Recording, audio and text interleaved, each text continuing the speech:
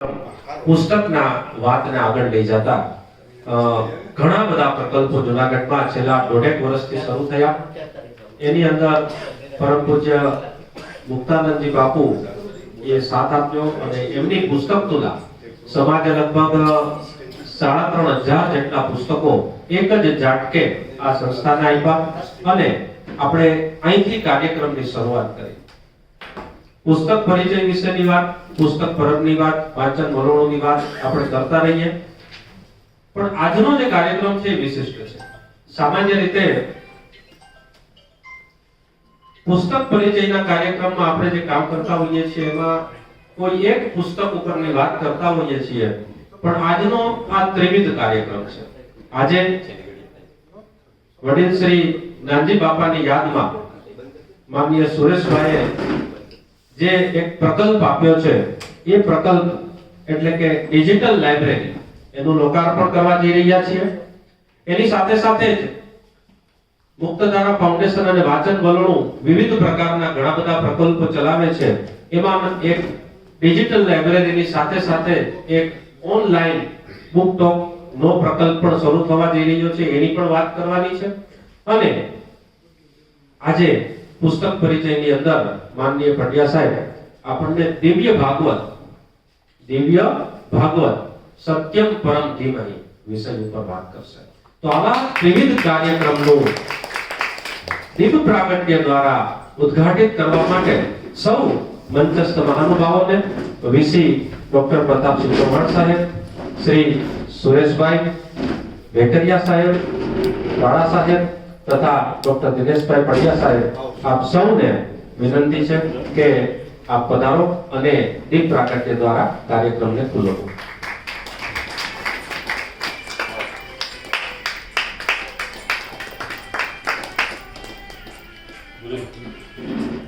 न तत्र सूर्यो भाति न चन्द्रतारकम् आरोग्यं धनसम्पदः शुभं कुरु त्वं कल्याणम् आरोग्यं धनसम्पदः शत्रुबुद्धिविनाशाय दीपज्योतिर्नमोऽस्तुते दीपज्योतिर्नमोऽस्तुते.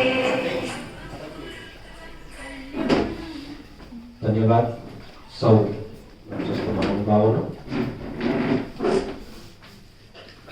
આજે શબ્દ સુમન પોતાના કરકમળમાં લઈને સ્વાગતની કેડી પર ઉભેલા અમારા શ્રી ધીરુભાઈ પુરોહિતને હું વિનંતી કરીશ કે આપ શાબ્દિક સ્વાગત દ્વારા અત્રે ઉપસ્થિત સૌનું સંસ્થા વતી સ્વાગત કરો. શ્રી ધીરુભાઈ પુરોહિત.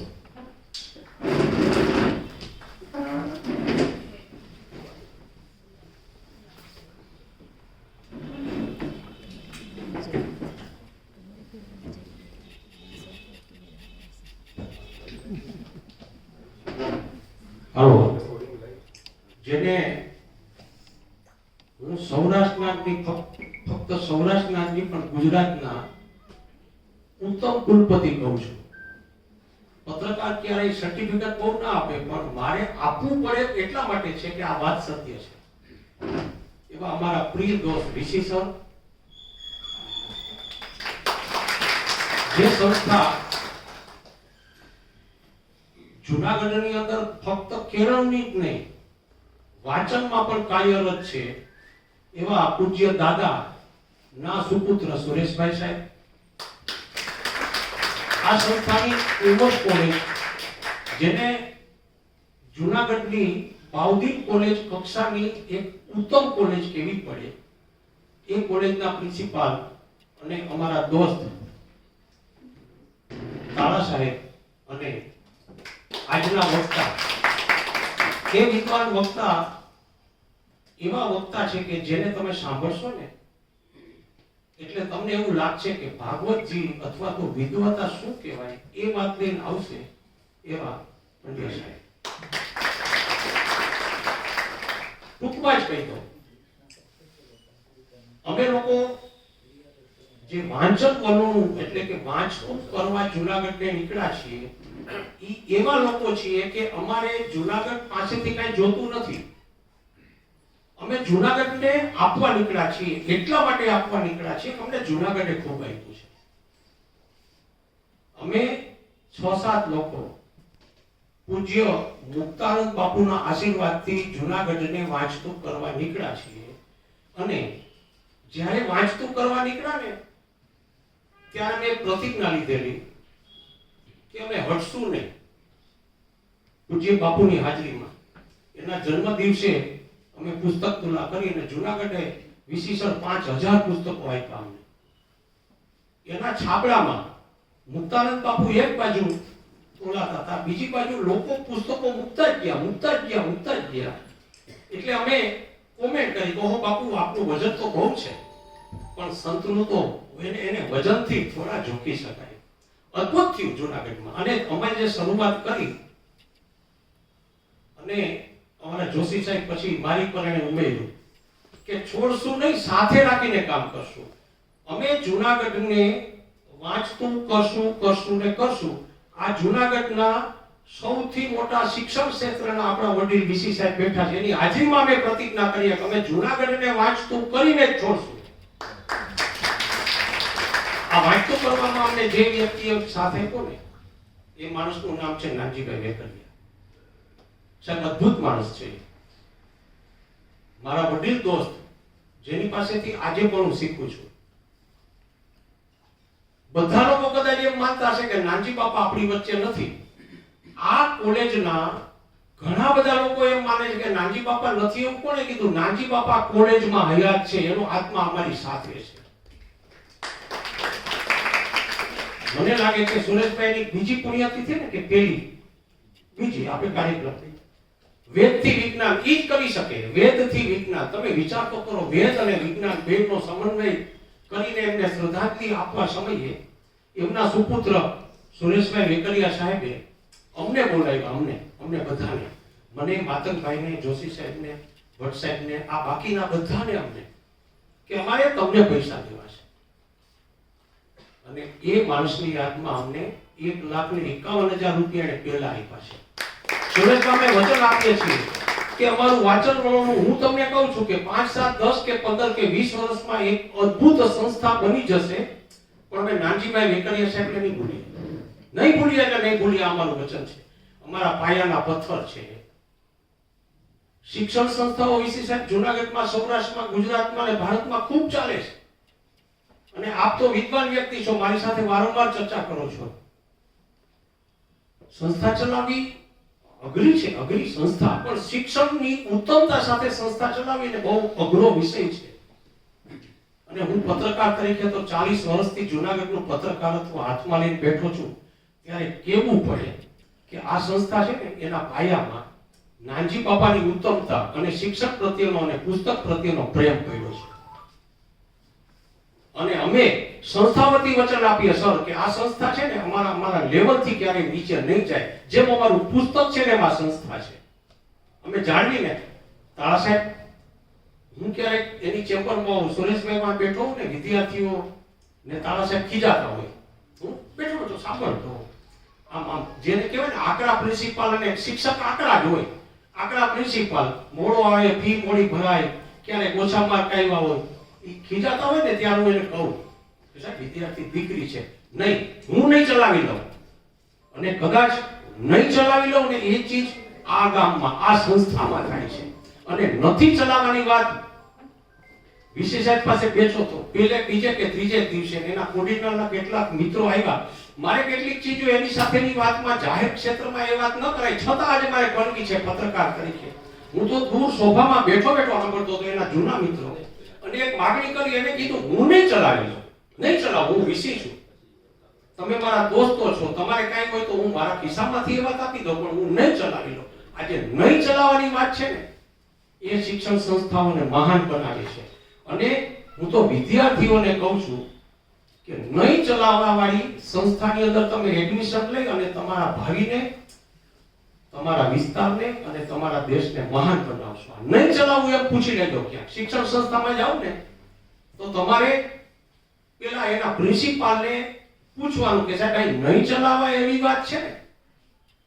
બાકી તો ચલાવવું અને ચાલતું રહેશે.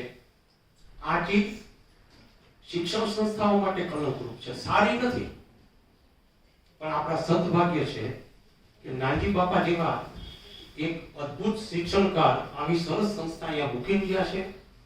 અમારા પુસ્તકને એને 1,51,000 રૂપિયા આપીને આ અમારી સંસ્થાના પુસ્તકોનું અને ખાસ કરીને કેરિયર વાળા કારકિર્દી લક્ષી પુસ્તકોનું ડિજિટલાઇઝેશન કરવા અમને પૈસા આપ્યા છે. એનું આજે ઉદ્ઘાટન છે.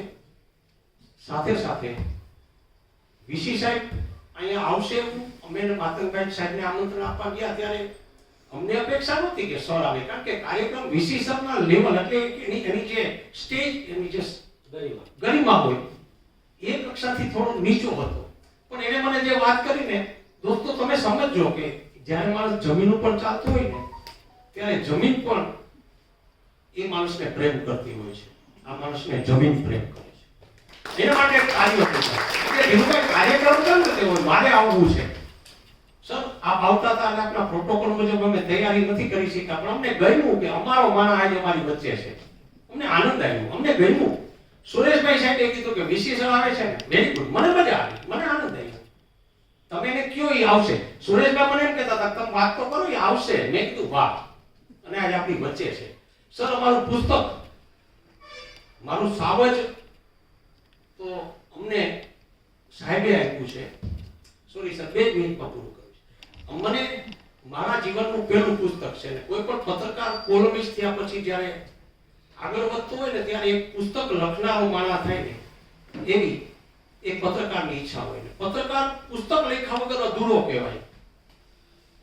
મારી સાહેબ પહેલાના વીસી સાહેબ અને એના પછી આવેલા આપણા પ્રતાપસિંહ સર, એને મને મારી ઈચ્છા પૂરી કરી. મારા પુસ્તકને એને ઉદ્ઘાટિત તો કર્યું, પણ એને સ્પોન્સર, આ યુનિવર્સિટીએ મારા પુસ્તકને પૈસા આપ્યા છે. આ તકે મારા જીવનના સૌથી ઉત્તમ ઘટનાના એ સાક્ષી બન્યા છે. એટલા માટે મારા સાવજ વતી અને ગીરના સાવજ વતી એ સરને હું ખૂબ થેન્ક યુ.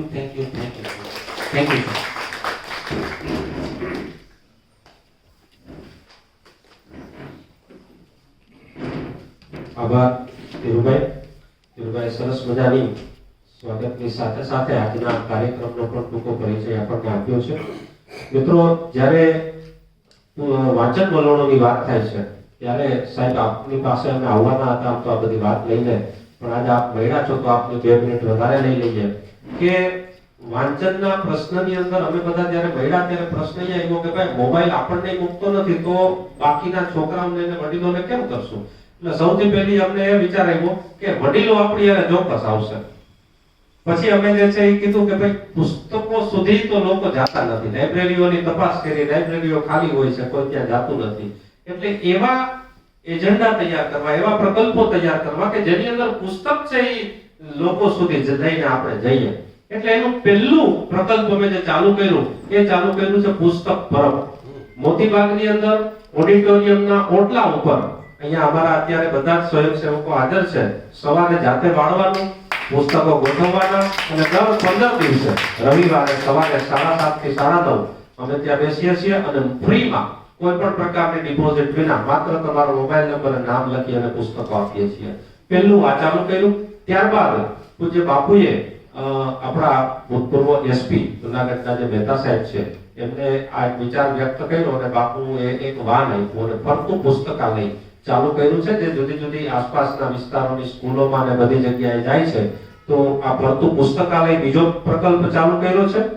ત્રીજો પ્રકલ્પ પ્રશ્ન એ આવ્યો કે ઘણા બધા એવા વડીલો કે જેને આપણે જાણીએ છીએ, સમાજમાં આપણી સાથે હોય, એને કહીએ કે ભાઈ તમે કેમ આમાં જોડાતા નથી? તો કે હવે બહુ વાંચ્યું, એ જ્ઞાનને કરવું શું? એટલે ત્રણા સાહેબ અમે જે છે એ વિચાર્યું કે વાત સાચી છે, વાંચવાનું એટલે મૂકી દે છે કે એને ક્યાંય એક્સપ્રેસ કરવા નથી મળતું. આજનો જે પ્રકલ્પ છે પુસ્તક પરિચયનો, એ આના મોટિવેશન માટે જે છે એ શરૂ કરવામાં આવ્યો કે ભાઈ એક વાંચેલા પુસ્તક વિશે થોડીક વાત કરો, એને એમાંથી એ પુસ્તક આગળ વાંચવાનું મન થશે. એટલે આ કર્યું. અને એની સાથે સાથે નાના બાળકો સ્કૂલોની અંદર જઈને અમે જે છે એ વિદ્યાર્થીઓને પુસ્તક આપ્યા ને એમને કીધું કે તમે વાંચો, વિડિયો બનાવો, સોશિયલ મીડિયા વિના ચાલવાનું નથી. એટલે છોકરાઓ જે વાંચે એ બુક વિશે, એના થોડા પેજીસ વિશે વિડિયો બનાવીને શેર કરે. તો આવી રીતે એક્સપ્રેશન જે છે એ લઈ આવવાનો પણ પ્રયત્ન કર્યો. ત્યારબાદ ચાલુ થયું અમારું ગ્રંથાલય. મુક્તધારા ફાઉન્ડેશનનું વાંચન વલોણું ગ્રંથાલય આ ચાલુ કર્યું. ગ્રંથાલય ચાલુ કરતી વખતે ફરી પાછો અમારી પાસે પ્રશ્ન આવ્યો કે પૈસા નથી લેવા. એટલે આ ગ્રંથાલયની અંદર કોઈ પણ પ્રકારની ડિપોઝિટ લેવામાં આવતી નથી અને કેટલાક સભ્યોએ અને જ્ઞાની લોકોએ કીધું કે થોડું કંઈક લેવું જોઈએ, સાવ મફત ન કરો. એટલે 3 વર્ષની મેમ્બરશિપની ફી 100 રૂપિયા છે. 3 વર્ષની મેમ્બરશિપની ફી માત્ર 100 રૂપિયા છે. આજે પણ અમારા નિધિબેન છે એ કાર્યક્રમ પતે એટલે ફોર્મ લઈને બેસશે. કોઈને મેમ્બર થવું હોય તો તમે થઈ શકશો. અને આ જે ગ્રંથાલય છે એ વૈવિધ્યસભર 5,500 જેટલા પુસ્તકોથી ભરેલું છે.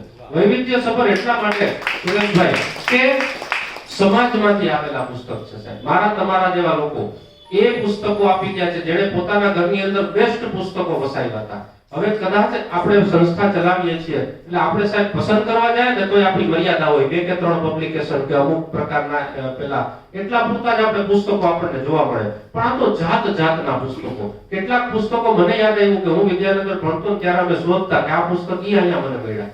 એટલા સરસ ઇંગ્લિશ પુસ્તકો, હિન્દી પુસ્તકો, ગુજરાતી પુસ્તકો, નવલકથાઓ. તો આટલા વૈવિધ્યસભર ગ્રંથાલય જે છે એ શરૂ થયું.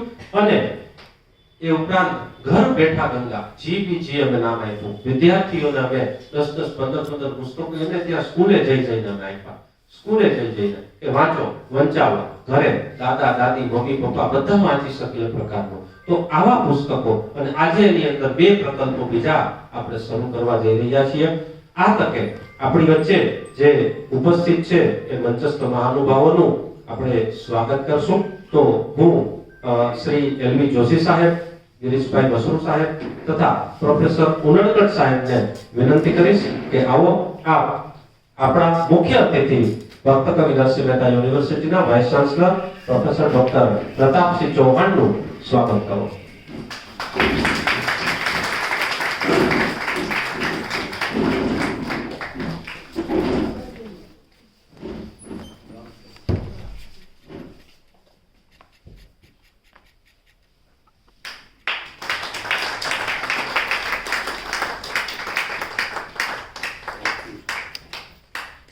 આપણે જ્યારે પુસ્તકની વાત કરીએ છીએ ત્યારે પુષ્પગુચ્છ નહીં પણ પુસ્તકથી જ સૌનું સ્વાગત કરીએ છીએ. એક વાઇબ્રન્ટ પર્સનાલિટી નું સ્વાગત થઈ રહ્યું છે. Thank you very much. હું વિનંતી કરીશ ધીરુભાઈ પુરોહિત, અજયભાઈ પુરોહિત તથા પ્રતિભાબેનને કે આપ આવો અને શ્રી સુરેશભાઈ વેકરિયાનું સ્વાગત કરીએ. શ્રી ધીરુભાઈ પુરોહિત, પ્રતિભાબેન તથા અજયભાઈ.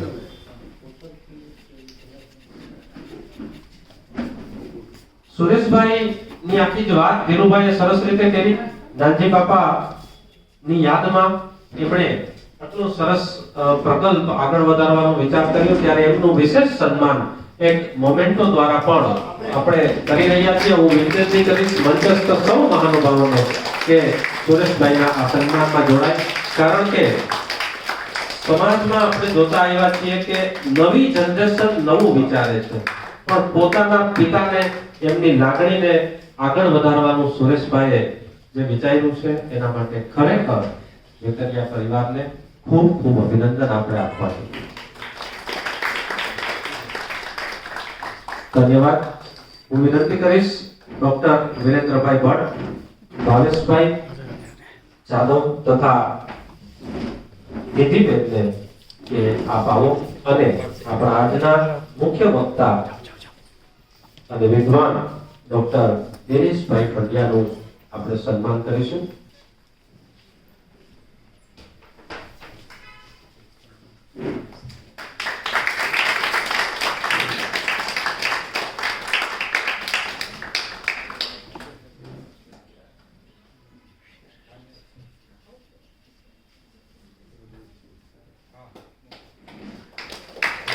ખૂબ આભાર.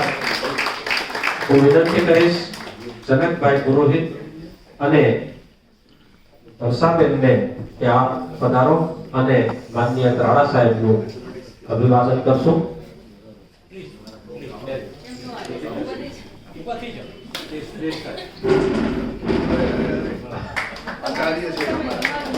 ત્રાડા સાહેબ એક પેઢીદર પેઢીના ગુરુ છે જુનાગઢમાં. સાહેબ કેટલું બાકી છે નિવૃત્તિ? મહિના. આપણે આ સાથે સાથે જ એમને એમના નિવૃત્તિ સમય માટે પણ એડવાન્સમાં શુભેચ્છા પાઠવીએ છીએ. થેન્ક યુ ત્રાડા સાહેબ.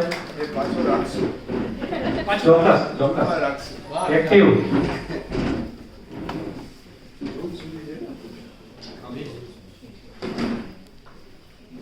હાલો, મારે પુસ્તક વાળી વાત કરવી છે. આ ગામમાં એવું પુસ્તક વંચાય છે. અમારા બહેનો દર 15 દિવસે રવિવારે વહેલા ઉઠીને ઘરેથી ગાડીમાં પુસ્તકો નાખીને અમે મોતીબાગ જઈએ. ત્યાં મોતીબાગનો એક ઓટલો છે, એટલો ગંદો ભર્યો હોય. એ ગંદા ઓટલાને આ બહેનો અમારા વાડી છોડીને સાફ કરે છે. ભણેલા ગણેલા છે, શિક્ષકો છે, એટલે વાડી હે એટલે જ કરે છે. વાહ, વેરી ગુડ જોશી સર. અમને એવું હતું કે કોઈ વાંચવા નહીં આવે, પણ આજે અમે 1.5 વર્ષ પછી સાહેબ અમે સાબિત કરી દીધું કે અમે છોડશું નહીં. મમ્મીઓ એના દીકરાઓને લઈને વાંચવા આવે છે, પપ્પાઓ આવે છે, દાદાઓ આવે છે. અમારે ત્યાં વાંચવા માટે લોકોની લાઈનો લાગે છે. આ અમારા પુસ્તક પરબની વિશેષતા છે. Thank you. વાંચન વલણો અંતર્ગત જે વિવિધ પ્રકલ્પો ચાલે છે એમાંનું આ પુસ્તક પરબ, અને એની અંદર નાના નાના બાળકોથી 3-3.5 વર્ષના બાળકોથી લઈ અને બધા આવે છે. Now it is our privilege to welcome a distinguished personality whose leadership leads Bhakta Kavidarshi Mehta University to the excellence. So I request Dr. Pratapsinh Chauhan, the Vice Chancellor of PKNMU, to grace the occasion with his visionary words. Dr. Chauhan sir.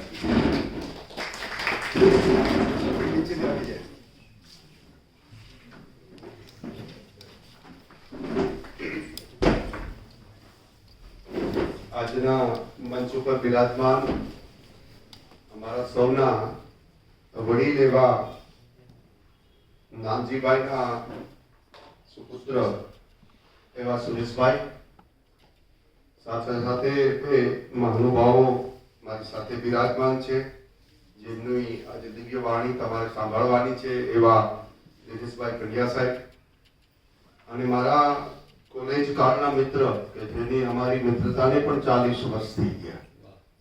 એટલે આ એક અનુબંધન છે કે તમે તમારા સંબંધોને written, આ કળયુગ છે. આમ તો કળયુગની અંદર શું સ્વાર્થવાળી દુનિયા છે, અને એની અંદર 40 વર્ષ 45 વર્ષ સુધી કોઈ અણબનાવ વગર, કારણ કે અમે તો બધા જાહેર જીવનના માણસો છે, પણ એની અંદર પણ મારી સાથે 1985 થી 2026 એટલે 41મું વર્ષ કબડ્ડી રમતા તો એકબીજાના પગ પકડતા, તો પછી નથી પકડ્યા. રમતનો ભાગ જુદો છે અને જીવનનો ભાગ જુદો છે. એવા ઘણા બધા મિત્રો મારા છે. કોઈની યારે 20 વર્ષ, આ મુનશીજી બેઠા છે તો 20-25 વર્ષના સંબંધો, રૂડાણીજી બેઠા તો એમનો મોટો સંબંધ મારો.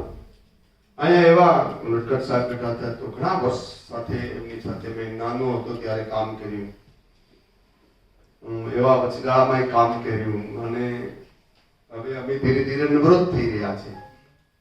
નિવૃત્ત પછી પ્રવૃત્ત રહેવું એ ઈશ્વરની કૃપા હોય તો થાય, નકર તમે ના થઈ શકો. હમણાં કીધું ભાઈએ કે ભણેલા છે, ભણેલા તો ભારતમાં જાજા છે, પણ સાથે સાથે સંસ્કાર અને ગુણ અને કર્મ આ ત્રણેય ઠીક ન હોય તો ભણેલો છે એ બહુ કામ આવતો નથી. એવું મારું એટલા વર્ષ પછીનું વલણું જે બહાર આવે છે એ આવું છે કે જેની પાસે ગુણ અને કર્મ છે એ જ લોકો અહંકારને તોડવા માટે એ આ પાથરણા પાથરીને સાફ કરતા હોય છે, ત્યારે એ પોતાનું કલ્યાણ કરતા હોય છે. તમને છે જેને ખબર નહીં હોય પણ શાસ્ત્ર આનું પ્રમાણ છે. ભગવાન પણ કહે છે, કૃષ્ણ પણ, કે જે કંઈ તને મેં વાત કરી છે એ બધી સંપૂર્ણ જ્ઞાન સહિતનું વિજ્ઞાન કહી દીધું, રહસ્ય બધા કહી દીધા. એટલે હવે તારે કોઈ મોટા માણસ છે અથવા તો એને શાસ્ત્રમાં મહાપુરુષ કહે છે, મહાપુરુષના જીવનનું આચરણ કરવું. અને એમાં રાજા જનકનું નામ, મિથિલાનો મહારાજ, એનું નામ દે છે કે એની પાસે આનંદ પ્રમાદ અને જે કરવું એ બધા જ આનંદ એની પાસે છે, અને છતાં એક પણ આનંદ એના રાજકર્તા તરીકે એને ટચ નથી કરતો. એ એનાથી નિર્લેપ કર્મ કરે છે. એવો કોઈ રાજા છે તો રાજા જનક છે. એના જેવું તમે કામ કરો ને, એનું આચરણ કરવું. એમ તમારું જોઈને બહેનું કદાચ એવું બની શકે કે આવતી પેઢી, અને જ્યારે કોઈ પ્રકલ્પ આપણે લઈએ છે ત્યારે ભારતની તાસીર છે કે શરૂઆતને તબક્કે લોકો તમને ગાંડા પર ગણે, હજી તો એ નહીં કીધા હોય તો સારું કહેવાય કે નથી કે ગાંડા લોકો આજ રવિવારે ભેગા થવાના છે, શું શું આપણા વિશે બોલશે. તો તમારે સમજવું, જેટલું ખરાબ બોલે છે એવું તમારે સમજવું કે તમે શુદ્ધ થઈ રહ્યા છો. જ્યાં ભાવનું કંઈક મેળો હશે અને એના માટે એને નિમિત્ત બનાવ્યા છે, અને એ નિમિત્ત બનીને તમને શુદ્ધ કરી રહ્યા છે. તમારે રાજી થવાનું અને પાછી ભગવાનને પ્રાર્થના કરવી કે ભગવાન એનું સદબુદ્ધિ આપજે, એનું કલ્યાણ કરજે. એટલે તમે કોઈ નવું કર્મ ન પાછું કરી જાઓ. અને એ ન કર્મ કરવું એ જ જાગૃતતા છે.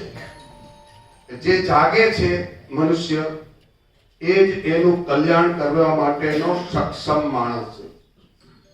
ભગવાન 7મા અધ્યાયમાં ક્યાંક એક જગ્યાએ કહે છે કે આ પુરુષમાં, જીવમાં જે બળ દેખાય છે એ બળ મારું છે. એમ એ વિભૂતિ યોગમાં બધી વાતો કરતા કરતા અમાય કરે કે આ બળ મારું. પણ કયું બળ?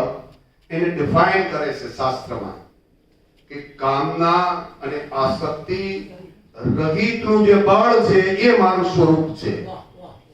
હવે આ તમે જો નહીં સમજો, કામના એટલે કે તમે, માનો કે હું કુલપતિ મારું જ ઉદાહરણ આપું ને, બીજા કોઈ તારા સાહેબ નું આપું તો નારાજ થઈ જાય છે, કારણ કે શાસ્ત્ર વાંચતા હોય નહીં નારાજ થાય બધું.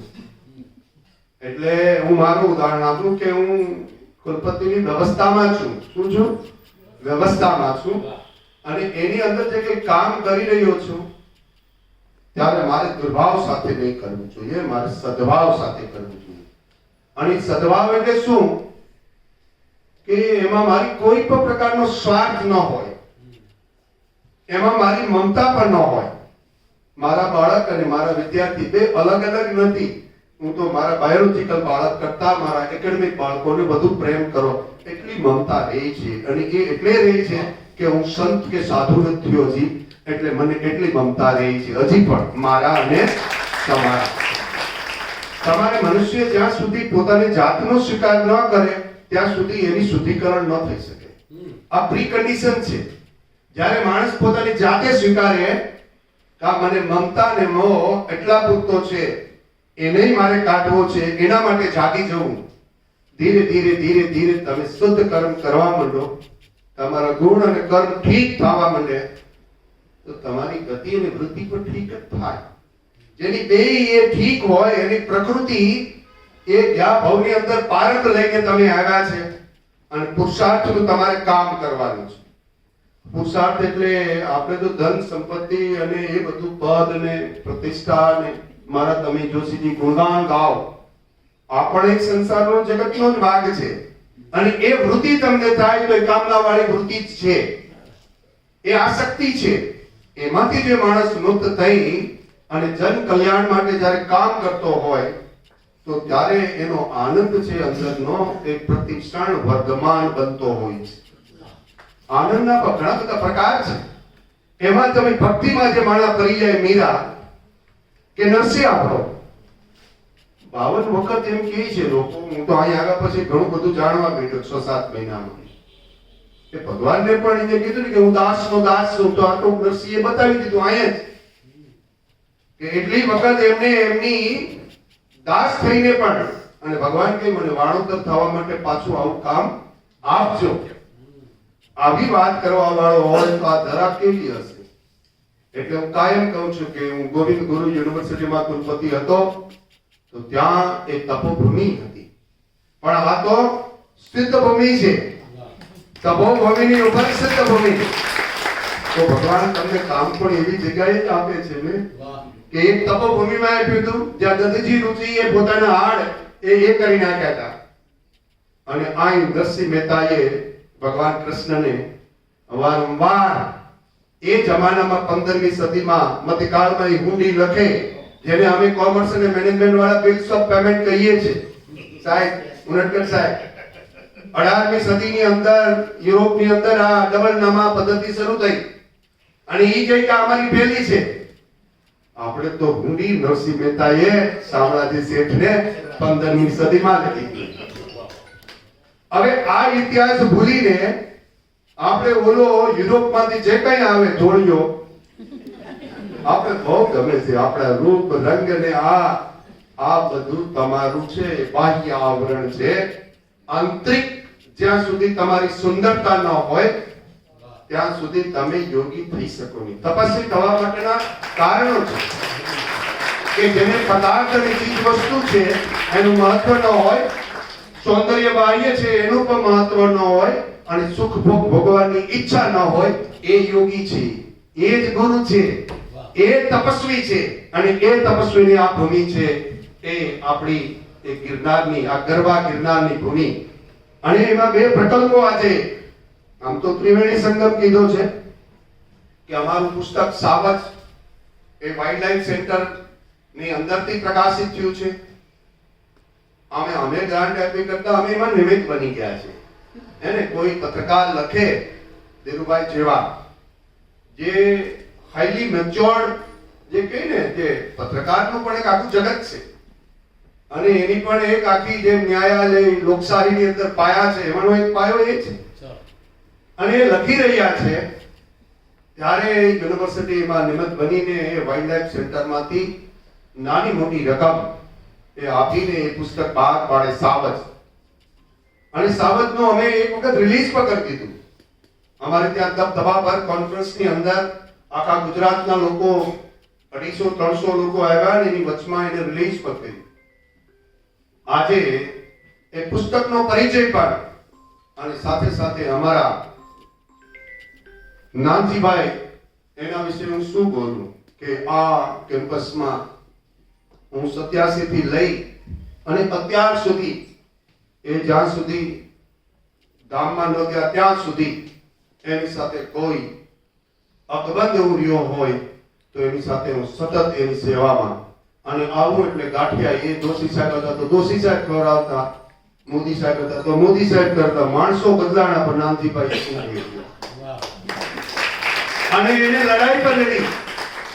આ સંસ્થાને સંવર્ધન કરવા માટે, આનું રક્ષણ કરવા માટે જ્યારે લડાઈ લડવાની જરૂરિયાત પડી ત્યારે માણસોએ તમારી સાથે લડાઈ પર લડી.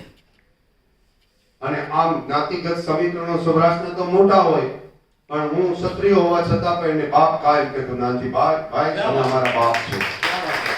કારણ કે એને જાતિ જ્ઞાતિનો કોઈ હતો નહીં. એની સંસ્થામાં બધી જાતિના લોકો નોકરી કરે છે. આપણે એવા જગતમાં જઈ રહ્યા છીએ અત્યારે કે ક્યાંના બ્રાહ્મણ, ક્યાંના ક્ષત્રિય, આવી વિચારધારાની અંદરથી નાનજીભાઈ પાસેથી રાજકારણી લોકોએ શીખવું જોઈએ કે એના સમાજની અંદરમાં બધા સમાજના લોકો અહીંયા નોકરી કરે છે. એ એનું મોટું ઉમદા ઉદાહરણ છે. બધા જ લોકો તમે જો, અને આવા માણસના નામ સાથે સુરજભાઈએ પૈસા થોડા ઘણા આપ્યા હશે, 1,51,000, એટલે આજના સમાજમાં તો બહુ મોટી મૂડી. પણ એની ઈચ્છા શક્તિ થઈ, એના ફાધરનો વારસો. સાહેબ મોટો માણસ હોય ને એના બાળકોના માટે સૌથી મોટી સમસ્યા કઈ તમને ખબર? કે એના વારસાને જાળવી રાખવો અને અપકીર્તિ ન થાય. અને અપકીર્તિ ન થાય એની પીડા એ મૃત્યુ કરતા મોટી છે. તમે જોજો, તમે જગતની અંદર જ્યાં જ્યાં જોજો કે સૌથી મોટી પીડા છે એ મૃત્યુની માણસને થાય, ખબર નથી પડતી. એનો જીવ જતો હોય અને ત્યારે જે પીડા થાય છે, અને માના ગર્ભમાંથી બહાર નીકળે ત્યારે આ બે પીડા એ સૌથી મોટી છે. પણ શાસ્ત્ર એમ કહે છે એના કરતા તો વધુ મોટી સજ્જન માણસોની અપકીર્તિ કરે છે, એ આના કરતા તો મોટી પીડા છે. એને પણ આ પ્રેશર, નાનજીભાઈની કક્ષા એની ગરિમા, એનો સ્વીકાર ભાવ, સર્વ લોકોને સાથે લેવા, ધર્મના સાથે લેવા. અહીંયા ઘણા મુનશીથી લઈને ઘણા લોકો એ કાયમ એની પૂજા કરે ને કે આમાં આ ભગવાન કોણ, તો અમારું તો એમ કહે કે આ નાનજી બાપુ એ જ અમારો ભગવાન. એવો માણસ કે જેણે આ બધાને લઈને, મને પણ લઈને, હું બહુ વર્ષો પહેલા આ કોલેજના ઇન્ટરવ્યુમાં આવેલો, મારા પત્નીને લઈ લીધા અને મને કહે કે તમે બેયને એક એક ને લઈએ. મેં કહ્યું અમારું પેકેજ ડબલ નું પેકેજ છે, એક સાથે એક ફ્રી. તો બાપા કેટલા નિકાલ હતી કે ભાઈ એ મોડલ અત્યારે મેળાવે એવો નથી, પણ બાપાએ ન લીધો એટલે હું ઉત્પત્તિ થઈ અને છેલ્લા 12 વર્ષથી કામ કરી રહ્યો છું. હું આ મગનભાઈની સાથે સાથે એની નીચે ક્યાંક મેનેજમેન્ટનો અધ્યાપક તરીકે કામ કરતો હોઉં. મારું મન એ છે કે કોઈ પણ કામ નાનું હોતું, એક શિક્ષક તરીકે પ્રાથમિકનો હોય, માધ્યમિકનો હોય કે કોલેજનો હોય, શિક્ષકનું તમને દાયિત્વ મળ્યું છે એટલે હું માનું છું કે ભગવાનની અપાર તમારા ઉપર કૃપા હોય. તમે આ ભવની અંદર સોના મોરોના દાન કર્યા હોય તો તમે શિક્ષક થાવ. કારણ કે શિક્ષક ત્યારે થઈ શકાય કે એની અંદર તમારે કંઈ ન કરવું હોય તો અબાધ રીતે તમે નિવૃત્ત થયા ત્યાં સુધી કોઈ કલંક તમને ન લગાડવું હોય તો તમને ન લગાડો. તમે બાકીના વ્યવસાય એવા છે કે નાનું મોટું એને બિચારાને કરવું જ પડે એટલે પાપનો ભાગીદાર એ ન થવું હોય તો પણ થઈ જાય. આમાં એક એવો વ્યવસાય છે, માનો કે આમાં થઈ જાય છે, એ તો વિકારો છે, એને તમે સામાન્ય સિદ્ધાંત ન આપી શકો. એ બધા વિકારો છે અને એને હું આસુરી સંપત્તિ કહું છું. જે કામના વાળો માણસ કે આસક્તિ વાળો માણસ જ્યારે એની પર બળ આપી દે કોઈ અને બળનો ઉપયોગ જન કલ્યાણને બદલે વ્યક્તિગત સ્વાર્થ માટે ઉપયોગ કરતો હોય ત્યારે એ બળ છે એ દેવી સંપદાનું બળ નથી, એ બળ આસુરી સંપદાનું છે અને એ સમાજના કલ્યાણ માટે વપરાતું હોતું નથી. એ સમાજને પોતાનું પણ જ્યારે માણસ કર્મ કરે છે તો એનું ફળ તો અવશ્ય મળે. એમ તમને કીધું છે કે કર્મ કર તારે ફળ ઉપર અધિકાર નથી, એમ નથી કીધું કે ફળ નહીં મળે. ભગવાને આ એવું કીધું તો 100% એમાં ઇન્વોલ્વ થા, તો ફળની અપેક્ષા એ 50-50 ન થા. બાકી એને કીધું છે કે કન્સન્ટ્રેશન તો તારા ટાસ્ક ઉપર રાખ અને કર્મ કેવું કરવું જોઈએ જે તમારા સ્વભાવમાં મૂળભૂત હોય એ. દાખલા તરીકે અર્જુનને કહે છે કે ભાઈ તું આ યુદ્ધ તારે કરવું જોઈએ ક્ષત્રિય તરીકે, એ તારો ધર્મ છે. પણ અર્જુન આ બધાને મારવા કરતા કે ભિક્ષા માંગી લેવી સારી. ત્યારે એને સમજાવે છે તારો સ્વધર્મ શું અને પરધર્મ શું. પંડિત હોય, બાબાજી હોય તો એ ભિક્ષા માંગે તો એનો ધર્મ થાય, તારો ધર્મ એ નથી.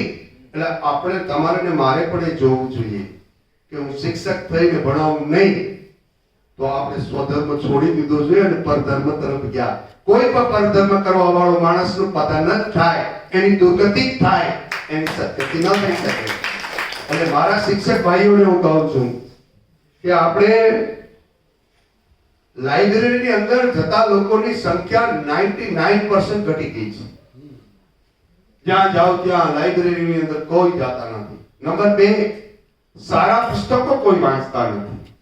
તમે વાંચતા નથી એટલે તમારી પાસે જે જ્ઞાનના જે સ્ત્રોત છે ભારતની જ્ઞાન પરંપરાના એ તમારા સુધી પહોંચતા નથી એટલે તમારી સમજ અને વિવેક એ વિકસવો જોઈએ એ વિકસતો નથી. એટલે તમે ઘણા કામને પોતાના કોડ ઓફ કન્ડક્ટમાં લઈ લો છો અને ઘણા કામ તમને એમ લાગે કે આ ખોટા નથી એટલે ખોટા કરી લો છો. એનાથી બચવું હોય તો તમારું વાંચન કરવું ખૂબ જરૂરી છે. અને આજે ડિજિટલ લાઇબ્રેરી નું લોકાર્પણ પણ થઈ રહ્યું છે.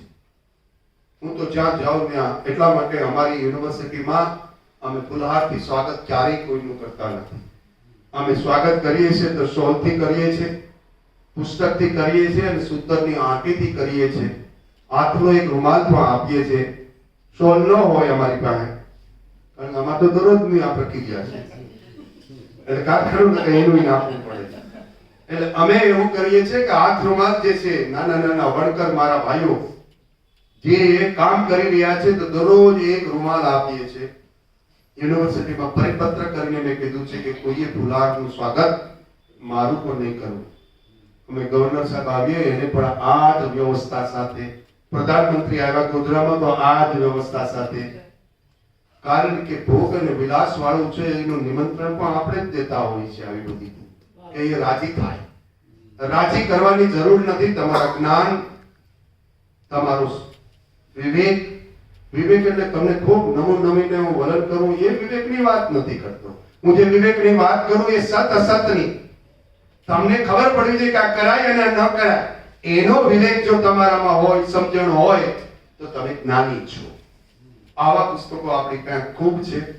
મને હમણાં પણ એ વિચાર આવ્યો કે સંઘની 100 વર્ષની એ આખી વ્યવસ્થાની અંદર એ નાના એ પુસ્તકોનું પ્રકાશન કરી રહ્યા. એમાં દેવી અહલ્યાબાઈનું પુસ્તક હમણાં મારી પાસે નાનું આવ્યું, કલાકમાં વંચાઈ જાય.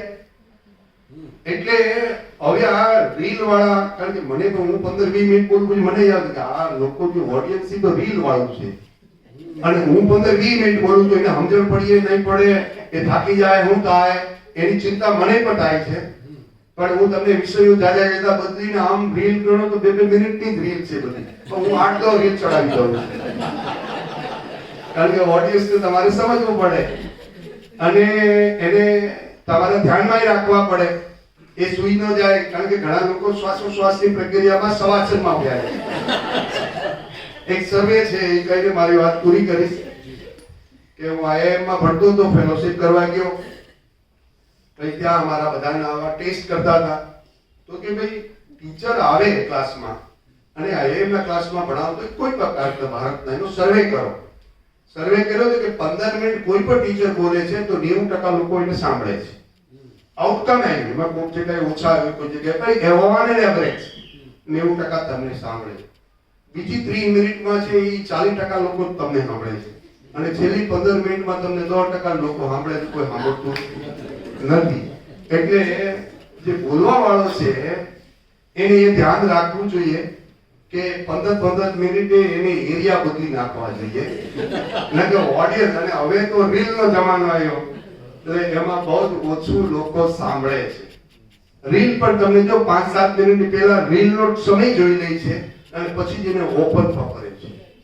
આવા સમયની અંદર વાંચવાનું ને આવું કામ ધીરુભાઈ ની એની ટીમ, અમારા માતનભાઈ પુરોહિતના બધા કરતા હોય તો એને ખરેખર આપણે લાખ અભિનંદન આપવા જોઈએ કે સેવાનું કામ, જુનાગઢ નગરીને વાંચતો કરવાનું કામ અમારું ઇન્ટરનેશનલ નરસિંહ મહેતા સેન્ટર બની રહ્યું છે. કદાચ આ એપ્રિલ સુધીમાં બની જાય. અમે પણ એ તરફની ગતિ કરશું કે નરસિંહ મહેતાના જે આધ્યાત્મિક જ્ઞાન સાથે વિજ્ઞાનની વાતો એણે કરી છે 15મી સદીમાં કે અનંત કોટી બ્રહ્માંડ છે, આ જીવો છે તો આખા બધામાં છે, એનું બીજ હું જ છું. અને એ વાત નરસિંહે તો ઘણા સમય પહેલા કરી, તો પછી તો ગુરુ નાનક દેવ આવ્યા, મીરા, આવા બધા ઘણા બધા ભક્તો એ આવી અને આપણા ભારતીય જ્ઞાન પરંપરામાં આવી વાતો કરી. એ વાતોને આપણે ક્યાંક લખાવીએ, વંચાવીએ, એની વાર્તાલાપ થાય. સાવજની પણ વાત એવી જ છે કે સોરઠની આ દરા છે, આમ આખો દરિયા કાંઠો લઈ અને ધારીથી આ લઈને એમાં એના કેટલાય બધા અનકવર્ડ જેને આપણે કહીએ એવા રહસ્યોવાળી વાતો એમને અમારા ઋષિરાજભાઈ અને ધીરુભાઈએ એમાં લખવાનો પ્રયત્ન કર્યો. એમાં ઘણા બધા લેખકો પણ છે. આ વાતો છે એને સમાજ સુધી પહોંચે અને જાગૃતિ આવે. એટલે આ વર્ષે અમે આ બજેટમાં 8-10 કરોડ CSR લેવાનો પ્રયત્ન મેં કર્યો છે કે સેન્સિટાઇઝ કરીએ અમે સમાજને કે હાવજ અને આપણે એ બે અલગ નથી, એનું સંવર્ધન કરવું. કારણ કે તમારી ભૂમિને હાવજ આખા એશિયામાં આ ભૂમિ પસંદ કરી છે. ધીરે ધીરે પ્રજાતિઓ ખલાસ થતી જાય છે અને ત્યારે મનુષ્ય એકલો સ્વાર્થી કામ કરે કે હું જ રહું, બાકીનું કોઈ નહીં, તો તમે પણ રહેવાના નથી. જેમ પતન એનું થઈ રહ્યું છે આજે આપણે કરી રહ્યા છે, ફરી તમારું ને મારું પતન પણ આવી રીતે જ કરી શકે. આપણે બીજા જીવોની સાથે આપણે કેવી રીતે જીવીએ એનું જો તમારે સમજવું હોય તો આપણી પ્રકૃતિ સાથે તમે ને હું, પ્રકૃતિ જે કરાવે એ બધું કરવું. અને એની અંદર જીવનને પ્રકૃતિમાં જોવો ત્યારે ઈશ્વરને એમાં જોવો. પરા અને અપરા એ બે એનું સ્વરૂપ છે અને બે સ્વરૂપમાં હરિની ઈચ્છા સિવાય કંઈ થતું નથી. એનો સ્વીકાર કરીને દરેક વસ્તુમાં કોઈ ગાળો દઈ જાય તો અમુદવાનું કે શુદ્ધ કરી રહ્યો એની પાસે જે હોય તે તમારે એની ચિંતા કરવાની જરૂર નથી. હું તમને જાજો સમય અત્યારે નહીં લઉં કારણ કે મારે પાછી એક મીટિંગ પણ એ યુનિવર્સિટીમાં છે, પણ વચમાં સમય કાઢીને આજે એકાદશી પણ છે એટલે મારે ભોજન લેવાનું ન હોય એટલે મેં કીધું આજે એકાદશીમાં આ પુણ્યનું કામ પણ હું દરરોજ એક પુણ્યનું કામ શોધું છું. જ્યાં જાઉં ત્યાં મારી વાત મૂકું. મારી વાત એટલે મને જે કઈ અનુભવ થયા છે એ વાત મારા યુવાન બાળકોને, મારી બહેનોને, મારી દીકરીઓને, મારા લોકોને હું મૂકું. અને હું ઘણા વર્ષ પછી સોરઠની ધરામાં પાછો ફેર્યો છું. આમ જતા જતા 80માં બહાર વયો ગયો અને 2025 સુધી 45 વર્ષ સુધી ગુજરાત અને મધ્ય ગુજરાત ને સાઉથ ગુજરાત ને નોકરીના દરેક સ્થળે સ્થળે હું ફેર્યો. જ્યાં ફેર્યો ત્યાં એની ધરતીને મેં પ્રેમ કર્યો. હું સાઉથ ગુજરાત ગયો તો ત્યાંય પ્રેમ કર્યો, મધ્ય ગુજરાત ગયો તો ત્યાંય પ્રેમ કર્યો અને હું ફરી પાછી મારી માતૃભૂમિમાં પાછો સોરઠની ધરામાં આવ્યો છું. ત્યારે હું આવી ગૌરવવાળી ઘણી શૌર્યવાળી પ્રજાની વચમાં ઉભો છું અને પ્રજા કંઈ ન કરે ત્યારે હું કેટલો બધો ભક્તો હોઈશ કે એની મને અંદરથી જે પીડા થાય છે. એટલી બળવાન પ્રજા હોવા છતાં પણ ક્યાંક ને ક્યાંક સ્વાર્થની અંદર, ક્યાંક ને ક્યાંક કામનાની અંદર, આસક્તિની અંદર આનો વિકાસ સૌરાષ્ટ્રનો થવો જોઈએ. એ વિકાસ તમે દુનિયાના વિકાસની સાથે જોડો, ગુજરાતના વિકાસ સાથે જોડો તો આપણે ઘણા બધા પાછળ છે. એ પાછળનું જે કલમ છે એ 3 વર્ષમાં પૂરું કરી દઈએ તો જ સાચું, કારણ કે દુનિયા પાછી ઓર આગળ ભાગી જાય અને ત્યારે મારો સોરઠનો કોઈ શૌર્યવાળો બળવાન પુરુષ કે સ્ત્રી એ એમ ન કહે કે અમે રહી ગયા વંચિત. તો આ વંચિત, પીડિત અને શોષિત જે સમાજ છે એનું મેળું ભાંગવું હોય તો આપણે બધાએ ભેગું થઈને કામ કરવું પડે. અને ભેગા થવા માટે ફક્ત કવિ નરસિંહ મહેતા યુનિવર્સિટી તૈયાર છે, હું તૈયાર છું. મારા શિક્ષક 2000 કોલેજે ખૂણે ખૂણે બેઠા છે. એને એક રૂપ થઈને તમારી સાથે તાદાત્મ્ય કરીને આપણે આ સમાજના ઉત્થાન માટે કેવી રીતે કામ કરી શકીએ એનો વિચાર આપણે બધા કરીએ. એટલું કહી મારી વાણીને વિરામ આપું છું. ભારત માતા કી જય, વંદે માતરમ.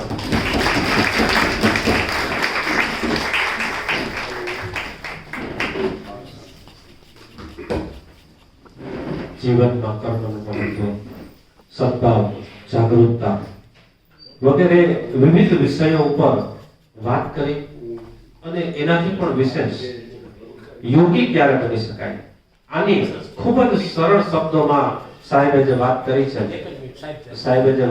છે એ નિષ્પક્ષ, નિખાલસ અને બાહોશ વ્યક્તિત્વના સ્વામી એવા ડોક્ટર પ્રતાપસિંહ ચૌહાણ ખૂબ સરસ વાત કરી. Thank you. એકવાર જોરદાર તાલીઓથી આપણે સાહેબનું સ્વાગત કરીએ. સાહેબ એમની અતિ વ્યસ્તતાને કારણે આપણી વચ્ચેથી વિદાય લે છે ત્યારે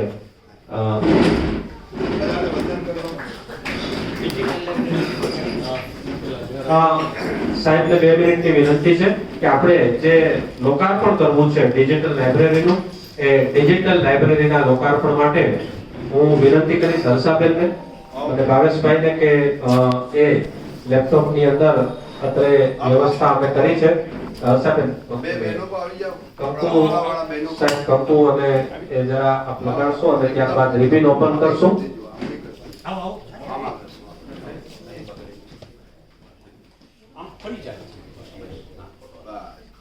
અને સુરેશભાઈ વેકરિયા તથા મંચસ્થ સૌ રિબિન ખોલી અને આપણે જે છે એનું એકદમ બધા લવલી સાથે સાથે જો ભાવેશભાઈને વિનંતી કરીશ કે ગાઈડ કરે ત્યાંથી એન્ટર કરવાનું છે. એન્ટર ક્યાં કરવાનું છે ભાવેશભાઈ? ટેકનિકલ ખામીને કારણે આપણે અહીંયા મોટી સ્ક્રીન ઉપર આ કાર્યક્રમ કરવાનો હતો પણ લેપટોપમાં આપણે એને ઓપન કરી રહ્યા છીએ. આ ડિજિટલ લાઇબ્રેરી જે છે એ ડિજિટલ લાઇબ્રેરીની વેબસાઇટનું અત્યારે લોન્ચિંગ થઈ ગયું છે અને એકવાર જોરદાર તાલીઓથી સ્વર્ગસ્થ કે નાનજી બાપાનો આત્મા આમ તો સાહેબે કીધું કે અહીંયા જ છે આ જ કોલેજમાં એ બાપા પણ આપણી વચ્ચે છે એમ માની અને આપણે ખૂબ ખૂબ ધન્યવાદ થેન્ક યુ વેરી મચ